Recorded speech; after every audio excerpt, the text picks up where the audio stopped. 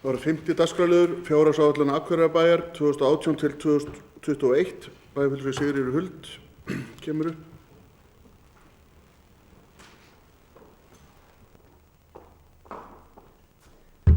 Forseti, ágætu bæjarfulltrúar.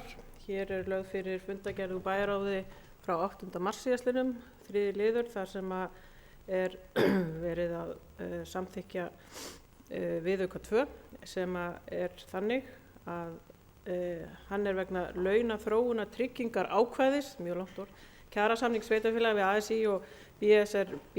Útgjaldaaukning samtals tæpar 80 milljónir, þar af aukning launakostnaðar í aðalsjóði upp á tæplega 59 milljónir og fjármagnstekjur aukast 80.000 krónur.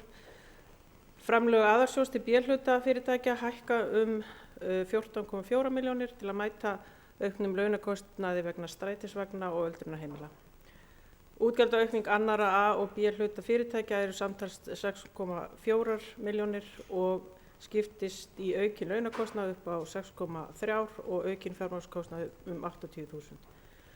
Útgjaldaauka vegna þessa viðauka mætt með lækkun á handbæru fé. Takk fyrir. Bæjarfulltrúi Sigríður Huld við lokið máli sínu, orðið laust. Enginn hvert sér ljós, göngu til atkvæðagreiðslu þess að geta samþykkt eins og það gefur merki. Það samþykkt samhljóða.